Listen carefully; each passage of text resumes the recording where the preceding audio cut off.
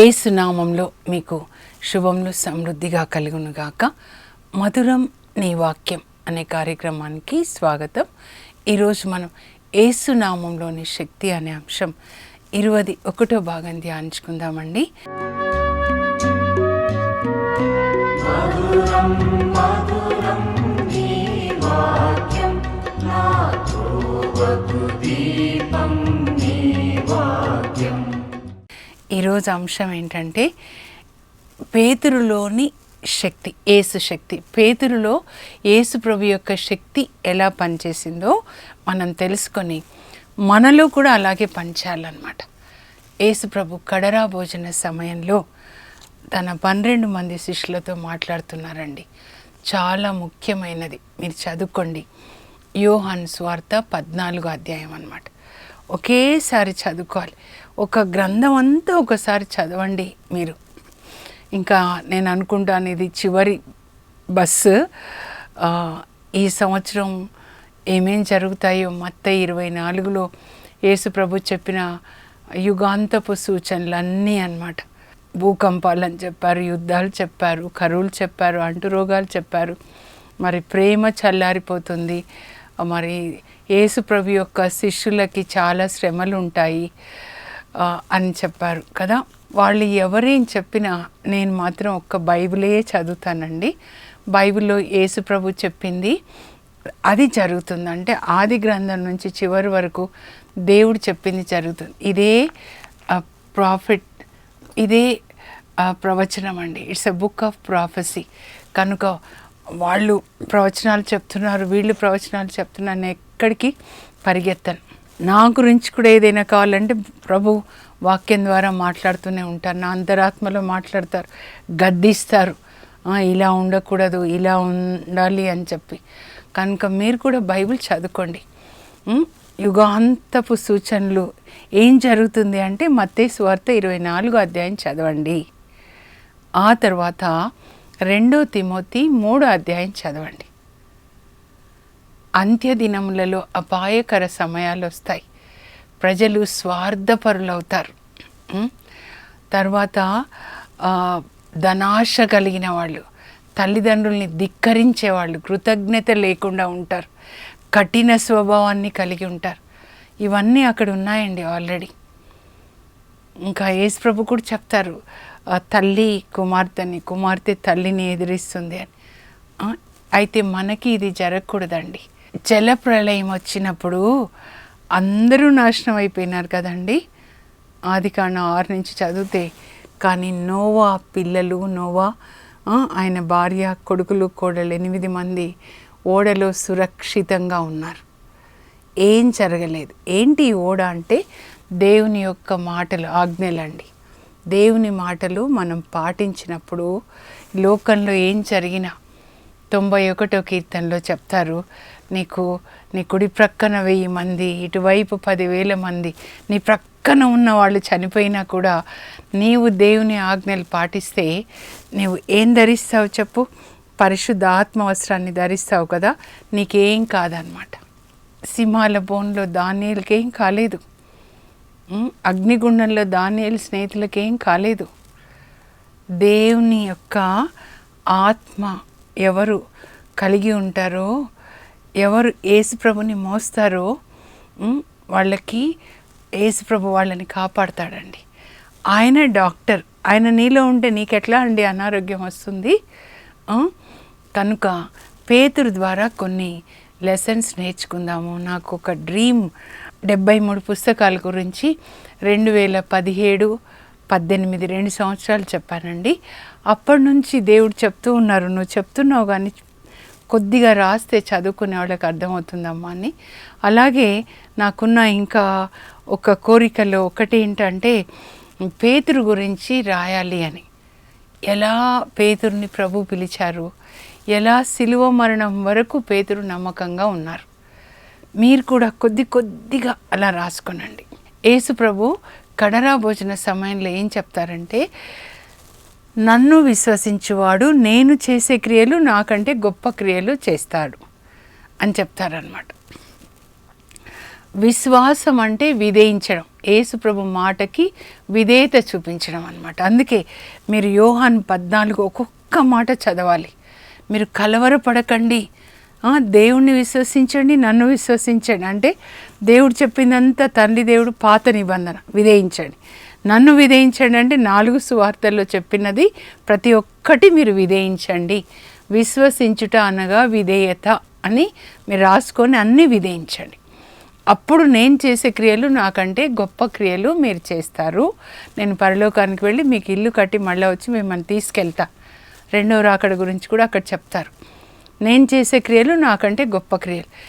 మరి పేతురు యేసు ప్రభు కంటే గొప్ప క్రియలు ఏం చేశారంటే, పేతురు ఇలా నడుస్తుంటే అపోస్తల కార్యాలు 5:15లో పేతురు నీడ ఎవరి మీద పడిందో ఆ రోగులందరికీ స్వస్థత కలిగిందండి.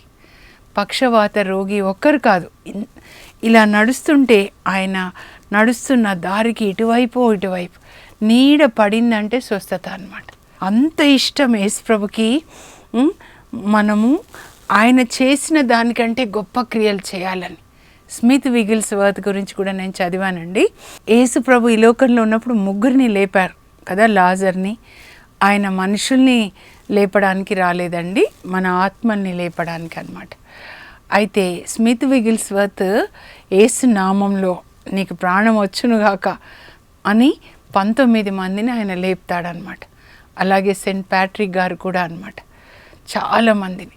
అంటే ఆయన ఏంటంటే సెయింట్ ప్యాట్రిక్ గారు కూడా నాలో యేసు ఉన్నారు, నా చుట్టూ యేసు ఉన్నారు, నా పైన యేసు, నా క్రింద యేసు, ఎప్పుడు యేసు ప్రభుతో మాట్లాడుతూ ఉంటారంట. నేను ఎప్పుడైతే అది విన్నానో అప్పటి నుంచి నేను కూడా అలాగే అలవాటు చేసుకున్నా అండి. నేను నిజంగా ఇలా పడుకున్నా అంటే అలా ధ్యానించుకుంటూ ఉంటాను అనమాట. ఇప్పుడు మత్తయి సువార్త 1వ అధ్యాయం నుంచి 28 వరకు ధ్యానించుకుంటూ ఉంటాను. ఇలా జరిగింది. ఇప్పుడు పేతురు యేసు ప్రభు వాళ్ళిద్దరి అనుబంధం చూద్దాం. అంత గొప్ప కార్యాలు చేశాడు పేతురు. ఆయన నీడ పడితే స్వస్థత, అలా ఇంకొకరి నీడ స్వస్థత చేయలేదండి. ఎందుకు అంటే అంత విధేయించాడనమాట. ఒక వ్యక్తి దేవునికి ఎంత విధేయిస్తే దేవుడు వాళ్ళలో నివసిస్తూ దేవుడే అద్భుతాలు చేస్తారు. ఆ గొప్పతనము పేతురుది కాదండి. కుంటివానికి స్వస్థత ఇచ్చినప్పుడు అపోస్తల కార్యాలు 3లో ఇది మీరు ఎలా చేశారంటే, మేం కాదు నజరేయుడైన యేసు చేశారు, మా వల్ల ఏమవుతుంది, మేము చేపలు పట్టుకునేవాళ్ళం, ఏ మనిషి వల్ల కాదు. ఇప్పుడు చూద్దామండి పేతురు యొక్క పిలుపు. మీరు కొంచెం కొటేషన్ రాసుకొని తర్వాత మీరు చదవండి. లూకా సువార్త 5వ అధ్యాయానికి వద్దాం. అక్కడ పేతురు వాళ్ళ అన్నయ్య మరి ఉదయం అన్నమాట వలలు బాగు చేసుకుంటున్నారు, ఒక్క చేప కూడా పడలేదన్నమాట. అయితే యేసు ప్రభు అక్కడికి వస్తారు వేకువజామున. ఆ గలిలియా సరస్సు తీరాన్ని నడుస్తూ వాళ్ళ పడవలో వచ్చి కూర్చుంటారు. ఏమన్నారు వీళ్ళు. అప్పుడు ఇంకా ఆ పడవలో కూర్చొని ఒడ్డున కూర్చున్న వాళ్ళకి సువార్త బోధిస్తారు. ఆ తర్వాత పేతురుకి చెప్తారు, పడవ కొంచెం లోతుకి తీసుకెళ్ళి చేపల కొరకు వల వేయండి. ప్రభా రాత్రి అంతా పట్టాం, చేపలు ఏం దొరకలా, అయినా కూడా నీ మాట మీద వల వేసేదము. ఇది మీరు అండర్లైన్ చేసుకోవాలండి. బైబిల్ చదువుతున్నప్పుడు పరిశుద్ధాత్మ నాకు చెప్తారు, ఇది జాగ్రత్త జసింత. పేతురు యేసు ప్రభు మాట మీద, అంటే మాటకి విధేయిస్తున్నాడు అన్నమాట. మీరు ఏదైనా దేవుని మాట మీద చెయ్యండి, మీ బిజినెస్ కూడా అది అభివృద్ధి చెందుతుందండి, దేవుని మాట మీద అన్నమాట. అప్పుడు వల వేస్తే వల చిరిగి అన్ని చేపలు పడతాయన్నమాట. అప్పుడు ఇంకా వాళ్ళు లాగలేకపోతారు, ప్రక్కన వాళ్ళని కూడా పిలుస్తారు, యోహాన్ యాకోబు, వాళ్ళు కూడా లాగి ఇంకా చేపలు నిండుతాయి, ఈ పడవ ఆ పడవ. అప్పుడు పేతురు అంటాడు, నేను పాపాత్ముని, నా నుంచి వెళ్ళిపోండి అని. యేసు ప్రభు మరి పడవ దిగి ఒడ్డున నడుస్తూ, మీరు నన్ను అనుసరించండి, నేను మిమ్మల్ని మనుషులను పట్టువాళ్ళుగా చేస్తాను. వెంటనే పేతురు పడవని వలలు చేపలు అన్నీ విడిచిపెట్టి, పేతురు, అంద్రియా, యేసు ప్రభుని అనుసరిస్తారు. అలాగే వాళ్ళిద్దరిని కూడా పిలుస్తాడు, యోహాన్ యాకోబ్ని, వాళ్ళు కూడా అనుసరిస్తారు. కానీ ఇప్పుడు మన ఫోకస్ ఏంటంటే పేతురు మీద కదండి. ఆ తర్వాత చూద్దాం నెక్స్ట్ ఏం జరిగింది అని. మత్తయి సువార్త 14వ అధ్యాయానికి వద్దామండి. అప్పుడు శిష్యులందరూ పడవలో ఉంటారనమాట. అప్పుడు గాలి, పెనుగాలి వీస్తూ ఉంది. ఈ పెనుగాలి అంటే సైతాన్ గాలి అన్నమాట. పరిశుద్ధాత్మ గాలి అపోస్తుల కార్యాలు 2లో మనం చూస్తాం. ఈ గాలి ప్రతికూలంగా వీచడం వల్ల ఇటు నుంచి ఇటు పోవాల్సిన పడవ చాలా దూరం వెళ్ళిపోతుంది. అప్పుడు వేకువజామున యేసు ప్రభు ఆ నీటి మీద నడుస్తూ వీళ్ళ దగ్గరికి వస్తున్నారు. అయ్యో గాలిలో కొట్టుకొని పోతుంది పడవ అని. అప్పుడు యేసు ప్రభు వస్తూ ఉంటే వాళ్ళు భూతం భూతం అంటారు. మార్నింగ్ 3 గంటలు కావచ్చు. నేను ఎప్పుడు వేకువజామున లేచినప్పుడు ఇలాగే అంటారు, ప్రభా వేకువజామున అలా వచ్చేసారు కదా, నీటి మీద నడుస్తూ మా ఇంటికి రండి, మా దేశానికి రండి అని. వీళ్ళు పెనుభూతం అని భయపడితే ప్రభు అంటారు, పెనుభూతం కాదు నేనే, భయపడకండి నేను అంటే, నిజంగా మీరే అయితే యేసు, మీరు ఎట్లా నడుస్తున్నారు, నేను కూడా అలాగే నడవాలి నీటి మీద. యేసు ప్రభు నీటి మీద నడుస్తూ వస్తున్నారు, నేను కూడా నడవాలి, నాకు ఆజ్ఞని ఇవ్వండి అంటే మీరు ఆజ్ఞాపిస్తే నేను కూడా నడవాలి. పేతురులో ఏంటంటే ఆయన హృదయం ఇక్కడ మీరు తెలుసుకోవాలి. యేసు ప్రభు ఏం చేశారో నేను అది చెయ్యాలి, ఇమిటేట్ అన్నమాట. ప్రభు ఆయనను పిలిచినప్పుడు కూడా నన్ను అనుసరించండి అన్నారు. అంటే పేతురు కరెక్ట్గా అర్థం చేసుకున్నాడు, యేసు ప్రభు ఎలా జీవించారో మనం కూడా అలాగే జీవించాలి, తండ్రి చిత్తం చేస్తూ అందరి మేలు కొరకు అన్నమాట. మీలాగే నేను నడవాలి ప్రభా, ఆజ్ఞాపించండి అంటే వెంటనే యేసు ప్రభు అంటారు, రా పేతురు అంటారు. అప్పుడు వస్తారనమాట. అప్పుడు ప్రభు నాకేం చెప్పారంటే, వెంటనే యేసు ప్రభుని చూసి దూకల పేతురు. యేసు ప్రభు రా అని ఆజ్ఞాపించే వరకు, మాట పలికే వరకు యేసు ప్రభుని విధేయించాలి. రమ్మంటేనే రావాలని కోరిక ఉంది ఆయనకి, చాలా ఇష్టం. కానీ యేసు ప్రభు చెప్తే తప్ప, నాకు కూడా చాలా కోరిక ఉంది ఇలా అని, కానీ ఆయన చెప్పాలన్నమాట. అది మన సొంత చిత్తం చేయకూడదు, దేవుని చిత్తం అన్నమాట. అప్పుడు ఆయన నీటి మీద నడుస్తున్నాడు, యేసు ప్రభుని చూస్తున్నాడు, ప్రభులాగా నడుస్తున్నాడు. తర్వాత పెనుగాలి వచ్చినప్పుడు మునిగిపోతుంటే ప్రభు చేయి పట్టి ఆయనను కాపాడి మళ్ళీ పడవలోకి తీసుకొస్తారు. అయితే ఇక్కడ ఏం నేర్చుకోవాలంటే, మిగతా వాళ్ళు 11 మంది పడవలోంచి బయటికి రాలేదు. అమ్మో నీళ్ళలోకి దూకితే మనకేమైపోతుందో కనుక కంఫర్టబుల్గా ఉన్నారనమాట. ఇల్లు దాటి బయటకు వస్తే ఎంత కంఫర్ట్స్ ఇంక ఉండవు కదా, కంఫర్టబుల్గా ప్రభు మాకు ఎన్ని ఇళ్ళు ఇచ్చారు, ఎన్ని కార్లు ఇచ్చారు, ఎన్ని స్కూల్స్ ఇచ్చారు, ఎన్ని డబ్బులు ఇచ్చారు, ఎంత మంచి దేవుడో. అందరికీ మంచి చేస్తారు, క్రైస్తవులకే కాదు, భూమి మీద ఉన్న అందరికీ మనకంటే ఎక్కువ కలిగి ఉన్నారు. అది ఆశీర్వాదం కాదు. ఇలా యేసు ప్రభులాగా ఆయనని ఇమిటేట్ చేయడం, ఇమిటేషన్ ఆఫ్ క్రైస్ట్, అది ఆశీర్వాదం అన్నమాట. మిగతా వాళ్ళు లోపలే ఉన్నారు, కానీ పేతురు బయటకు వచ్చాడు. అప్పుడు ప్రభు మనకి చూపిస్తున్నారనమాట. పేతురు హృదయము ఏంటి అంటే యేసు ప్రభుని విధేయించాలి, అలాగే యేసు ప్రభుని అనుకరించాలి.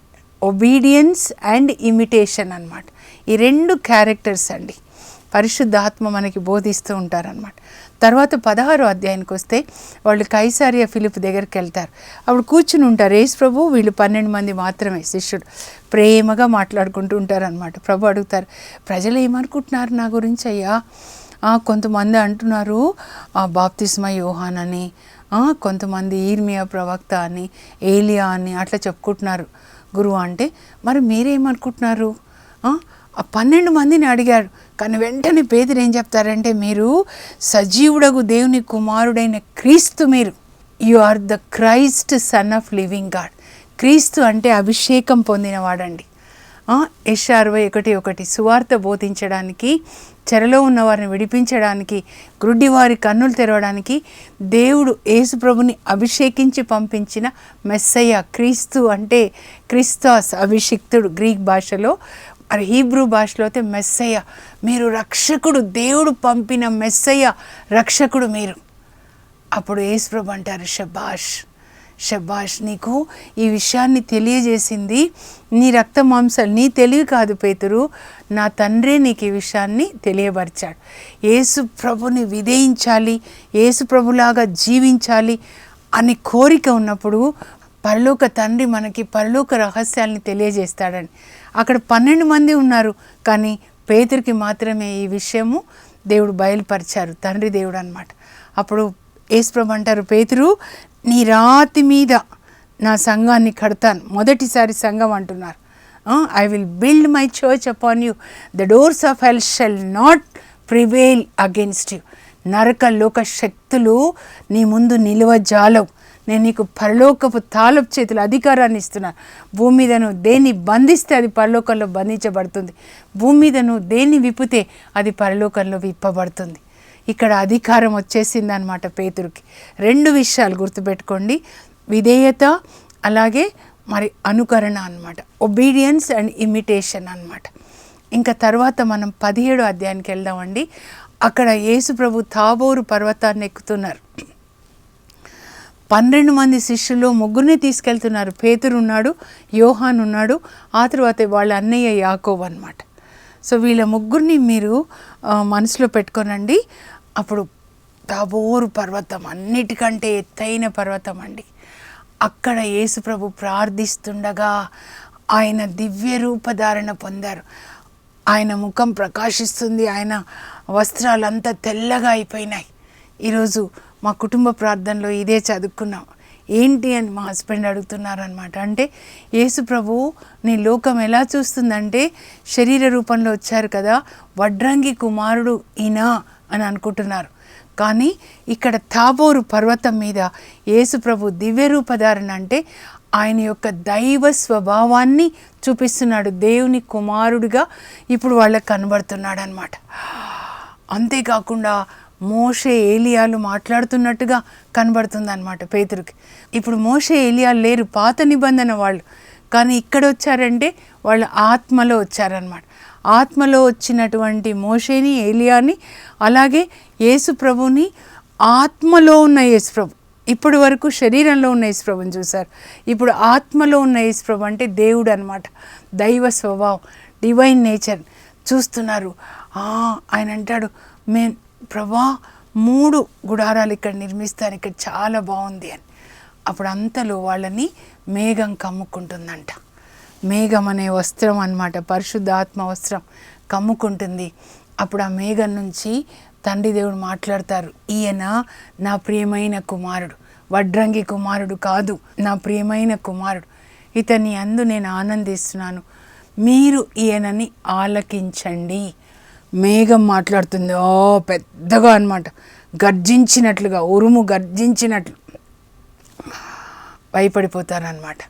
ఇక్కడ దేవుడు చెప్తున్నారు నా ప్రియమైన కుమారుడని వీళ్ళ 3కి అన్నమాట.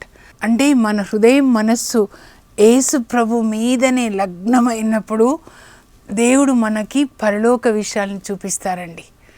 ఆత్మ కన్నులతో చూసేవన్నమాట ఇవి. పరలోకం కానీ యేసు ప్రభు ఆత్మ రూపంలో ఉన్న యేసు ప్రభుని, ఏంజల్స్ని, ఇలా మోషే ఏలియాల్ని, మీరు ఎవరిని చూసినా కూడా ఆత్మ కన్నులతో చూస్తున్నారు. మేఘం వాళ్ళని ఆవరించిందనమాట. God reveals the mysteries of the heaven to those who obey and who love Jesus. ఇది ఈ అనుభవం అన్నమాట. పర్వతం మీదకి తీసుకెళ్ళి, మిగతా వాళ్ళంతా కింద ఉన్నారు, కిందవి కోరుకునే వాళ్ళు కిందనే ఉంటారండి. అలాగే మోషే కూడా సినాయి పర్వతం మీద ఆ దేవుణ్ణి చూస్తున్నాడు, దేవుని మహిమను చూస్తున్నాడు. ఆయన చెప్పేది 5 గ్రంథాలు రాస్తాడు కదండి. కానీ కింద వాళ్ళు మాకు పూరేడు పిట్టలు కావాలి, మాకు ఇది కావాలి, పుచ్చకాయలు కావాలి, కిందవే కోరుకుంటున్నారు. కిందవి కోరుకునే వాళ్ళని కిందనే ఉంచుతాడండి, కానీ పైవి కోరుకునే వాళ్ళని పైకి తీసుకొని వస్తాడనమాట. అది పేతురు చూడండి ఏ లెవెల్లోకి వచ్చాడంటే, ఇప్పుడు ఒక బెస్తవాడు మరి పరలోక తండ్రి స్వరాన్ని విన్నాడు, ఆయన కూడా మేఘంలాగా వచ్చాడు, యేసు ప్రభుని చూశాడు, దివ్య రూపధారణ. అదే ఆయన రాస్తాడు, 2 పేతురు లేఖలో రాస్తాడు, మేము కొండ మీద ఆయన మహిమను చూసాం, తండ్రి దేవుడు ఆయనకి కీర్తి మహిమల్ని ఇచ్చినప్పుడు మేము చూసాము అని రాస్తాడనమాట. ఇలా మనం కూడా కొండ ఎక్కిన అనుభవం అండి. ఆత్మ కన్నులు, స్పిరిచువల్ రెల్మ్ అంటారు అనమాట.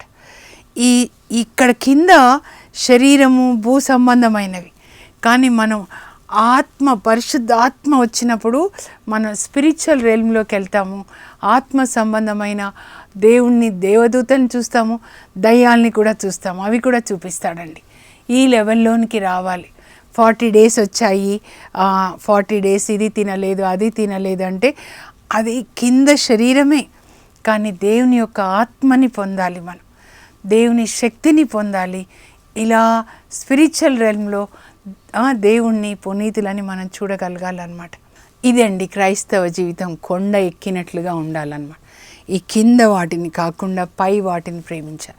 మన హృదయంలో దేవుని మీద కోరిక ఉన్నప్పుడు, మన మనసులో ఆలోచనల నిండా ఆయన ఉన్నప్పుడు, అప్పుడు ఇది మన జీవితంలో జరుగుతుందండి. ప్రార్థన చేసి కూడా హృదయం నిండా ఇల్లు, కార్లు, ఇవి కింద వాటిని కోరుకునే వాళ్ళకి ఇలాంటి అనుభవాన్ని దేవుడు ఇవ్వరు. 12 మందిలో కూడా 3 తీసుకొని వెళ్ళారు. వాళ్ళ హృదయము దేవుని మీద ఆనుకొని ఉందన్నమాట. ఇది తపస్కాలం. కానీ మన జీవితంలో ఇది జరగాలండి. ఆయన మాట మీద వల వేస్తానంటాడు. మీ మాట మీద మీరు అనుమతిస్తే నేను నీళ్ళ మీద నడుస్తానని చెప్తాడనమాట. ఈరోజు నేను ఇవి ప్రామిస్ కార్డ్స్ చదువుతున్నానండి. చదువుతుంటే 1 యోహాను 3:22 కనబడింది అనమాట. ఇక్కడ ఏమని ఉంటుందంటే, యోహాను లేఖ మీరు తప్పకుండా చదవాలి. ఏమని ఉంటుందంటే, మనం ఆయన ఆజ్ఞలకి విధేయులమై ఉన్నచో మనం ఏది అడిగినా కూడా ఆయన ఇస్తాడు అని. మీరు అడుగుతున్నారు, పొందట్లేదంటే విధేయత లేదనమాట. కనుక మనం ఏది అడిగే అవసరం లేదండి. నేను కూడా చెప్తున్నాను, మనం విధేయించాలి. ఈరోజు నేను ఇట్లా ఉన్నానంటే ఒక్కరోజు కాదు, 26 సంవత్సరాలు దేవుడు నాతో ఒకటే మాట్లాడతారు. చూడు, ఈ వాక్యం చదివి ఇలా నువ్వు జీవించు అని చెప్తారనమాట. యేసుప్రభు అంతటా తిరుగుచు అందరికీ మేలు చేశాడు కదా. ఇప్పుడు నేను నీలో ఉండాలంటే నేను అందరికీ మేలు చేయడానికి ఉండాలి, నీ కొరకు కాదు. నీలోనికి వచ్చి ఊరికే కూర్చోడానికి కాదు. నేను నీలోకి వచ్చానంటే నీ ద్వారా నాకు ఒక శరీరం కావాలి. ఎందుకంటే ఇప్పుడు యేసుప్రభు ఆత్మ అన్నమాట. ఆయనకు ఒక శరీరం కావాలి. అది ఆడ శరీరమా మగ శరీరమా కాదు, మనలో ఉండి అప్పుడు ఎలా చేశాడో శరీరంలో ఉన్నప్పుడు ఇప్పుడు కూడా అలాగే చేస్తారనమాట. కనుక నేను నీలో ఉన్నానంటే నేను అందరికీ మేలు చేయాలి. అందుకొరకు నేను నీలో ఉంటాను. క్రీస్తు శరీరం అని తీసుకొని మన కొరకు కాదనమాట. అర్థమైంది కదా మీకు? ఇదో మీకు ఏదైనా కావాలి అంటే మీరు ఏం చేయాలంటే ఆయన ఆజ్ఞల్ని పాటించాలి అని చెప్తున్నారండి. ఆ తర్వాత ఆయన ఆజ్ఞల్ని పాటించాలని ఎన్నిసార్లు ప్రభు చెప్తారు. మీరు నిర్గమకాండంలో వాళ్ళు ఐగుప్తు నుంచి ఇంకా వస్తూ ఉంటారనమాట. మారా అనే చోటుకు వస్తారు. 15 నిర్గమకాండం 15లో 25 మారా అనే చోటుకు వస్తే అక్కడ నీళ్లు తాగితే చేదుగా ఉంటాయి. నీళ్లు చేదుగా ఉండగానే వాళ్ళు మోషే మీద గొనుగుతారు. మోషే మీద గొనగగానే మోషే ఏం చేస్తాడు? ప్రార్థన చేస్తాడు, ప్రభా నీళ్ళు చేదుగా ఉన్నాయి, వీళ్ళు గొనుగుతున్నారు. వాళ్ళు ఏంటంటే రాళ్ళతో కొట్టి చంపేద్దామా మోషేనని. మోషే దేవునికి ప్రార్థన చేస్తే దేవుడు అంటారు, అదిగో చెట్టు ఉంది కదా, కొయ్య ఉంది కదా, ఆ చెట్టు కొమ్మ విరిసి అందులో వేసేసేయాలి. చెట్టు కొయ్య యేసుప్రభు. మీకు చేదుగా ఉంటే మీ జీవితంలోనికి యేసుప్రభు వాక్యం రానివ్వండి, అప్పుడు చేదు తీయగా అవుతుంది. దేవుడు చెప్పినట్లుగా మోషే చేస్తాడు, చేదు నీరు తీయగా అయిపోతుందండి. అందరూ తాగుతారనమాట. అప్పుడు ప్రభు వాళ్ళతో మాట్లాడతారు, ఇదో మీరు ఊరికే ఎందుకు అట్లా గొనుగుతారు, మీరు దేవుడు చెప్పిన మాటలు శ్రద్ధగా విని ఆయన దృష్టికి ధర్మమైన దాన్ని చేస్తే ఐగుప్తులకు ఇచ్చిన ఏ అరిష్టం నేను మీకు ఇవ్వను, మిమ్ము స్వస్థపరచు దేవుడని నేనే. ఈ పుస్తకంలో రాశానండి నేను స్వస్థత కొరకు ప్రార్థనలో. ప్రభు నాకు ఎప్పుడు చెప్పేదే 26 సంవత్సరాలు నేను చెప్పిన ఈ మాటలు శ్రద్ధగా విని వాళ్ళని పాటించమని చెప్పమ్మా అని చెప్తారనమాట. దేవుడు ఇక్కడ చెప్తున్నారు, ఆయనే స్వయంగా మాట్లాడుతున్నారు. నేను చెప్పిన మాటలు మీరు శ్రద్ధగా వినండి. ఈ లోకంలో శ్రద్ధగా వినాల్సింది అది కాదు, ఆ సెల్ ఫోన్స్లో ఆ చెత్త టీవీ న్యూస్లు కాదు. శ్రద్ధగా వినవలసింది దేవుని యొక్క వాక్యమే. విని దేవుని దృష్టికి ధర్మంగా ఉన్నదాన్ని పాటిస్తే ఈ లోకంలో ఎవరికి ఏ రోగం ఇచ్చినా మీకు మాత్రం ఇవ్వను అని ప్రభు చెప్తున్నారు. నిర్గమకాండం 15:26 చదవండి. రొఫేకా, ఐఎమ్ యావే రొఫేకా, మిమ్మల్ని స్వస్థపరిచే దేవుడు. అలాగే వాళ్ళని మరి సినాయి పర్వతం దగ్గరికి తీసుకొని వస్తారు దేవుడు 3 నెలలకి. అప్పుడు కూడా మోషేని పైకి రమ్మంటాడు దేవుడు. అప్పుడు ఆయన పైకి వెళ్తే నిర్గమకాండం 19 అండి, 5వ మాట అన్నమాట. 19:3 నుంచి మీరు చూస్తే దేవుడు మోషేని పైకి వెళ్తున్నాడు. 80 సంవత్సరాలు అయినా అనమాట. ఇదిగో పక్షి తన పిల్లల్ని రెక్కల మీద మోసుకొని వచ్చినట్లుగా నేను ఐగుప్తు నుంచి మిమ్మల్ని ఇక్కడికి నా దగ్గరకు చేర్చుకున్నాను. ఇప్పుడు మీరు ఒకటే తెలుసుకోవాలి, ఏంటంటే నేను మీకు ఆజ్ఞలు ఇవ్వబోతున్నాను. 10 ఆజ్ఞలు ఇస్తారు. నేను మీకు ఇవ్వబోయే ఆజ్ఞలు మీరు శ్రద్ధగా విని పాటించినట్లయితే నేను మీకు తండ్రి, మీరు నాకు పిల్లలు. అంటే ఈ భూమి అంతా నాదే కాబట్టి నా పిల్లలుగా భూమి అంతా మీదే. మీకు ఇంత ఇంత ఇంత కాదు, అంతా మీదే. రారాజు పిల్లలుగా మీరు రా కుమార్తెలు, రా కుమారులుగా ఉంటారు. మీరు నా పవిత్రమైన ప్రజలు, నా యాజక రాజ్యం. పరిశుద్ధంగా నేను ఎలా ఉన్నానో మీరు అలా ఉండండి. నేను చెప్పిన ఆజ్ఞలు మీరు పాటించండి. మీరు యెహోషువ చదివితే అక్కడ కూడా యెహోషువతో దేవుడు చెప్తారు 1వ అధ్యాయం 8లో, నేను మోషేకి ఇచ్చిన ధర్మశాస్త్రాన్ని నీవు దివారాత్రములు పఠించి దాంట్లో చెప్పిన న్యాయాలన్నీ పాటిస్తే నువ్వు వెళ్ళిన చోటల్లా నేను నీకు జయమిస్తాను. అలాగే పాటిస్తాడండి. ఎలా పాటించాడంటే యెహోషువ 11:15 అన్నమాట. యెషువ రక్షకుడు, యుద్ధాలు చేసి జయించిన రక్షకుడు అనమాట. యావే మోషేకి ఇచ్చిన ధర్మశాస్త్రాన్ని మోషే యెహోషువకి ఇచ్చాడు. యెహోషువ ధర్మశాస్త్రంలో చెప్పిన ఆ నియమాలు, ఆజ్ఞలన్నిటినీ వీసమెత్తు కూడా తప్పక పాటించాడు. అంటే కొంచెం కూడా తప్పలేదన్నమాట. కొంచెం ఇలా అలా, అప్పుడు భయం వేసి అబద్ధం చెప్పాను, అలా ఇలా కొద్దిగా ఒక్క సైన్ కళ్ళు మూసుకొని చేసేసాను, అలా అని కాదు, మొత్తం పాటించాడు. కనుక కానా దేశం అంతా కూడా యెహోషువ స్వాధీనమైంది. అన్ని చోట్ల జాషువా అంటే విక్టరీ అన్నమాట.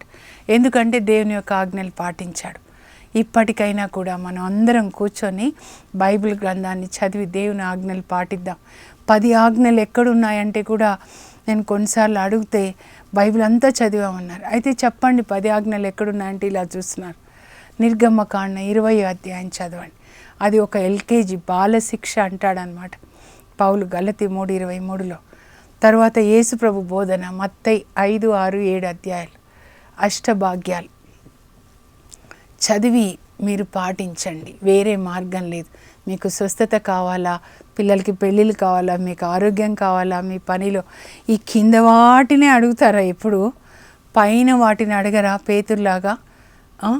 మీరు హెబ్రీ పత్రిక 11 చదివితే దేవుడు అబ్రహాంతో నేను ఈ నేల మీ పిల్లలకి ఇస్తా అని చెప్తాడు ఆదికాండం 12:7లో. కానీ అబ్రహాము కింద నేల ఇస్తానని ఇస్తాడు దేవుడు, కానీ ఆయన మనస్సు పరలోకం మీద ఉందంట. గట్టి పునాదులున్న పరలోకం మీద ఉంది. ఇక్కడ ఈ భూమికి మీద ఉన్న ఇండ్లకి పునాదులు ఇంకా ఉండవండి. భూకంపం వచ్చింది అనుకోండి, రాత్రి తెల్లవారే లోపల ఇదో ఒక పట్టణము, ఒక దేశమే భూమిలోకి వెళ్ళిపోయే సమయం ఇది. ఏదైనా కానీ మనం నిద్రపోతుంటే భూకంపం వస్తే లేచేసరికి పరలోకంలో ఉండాలన్నమాట.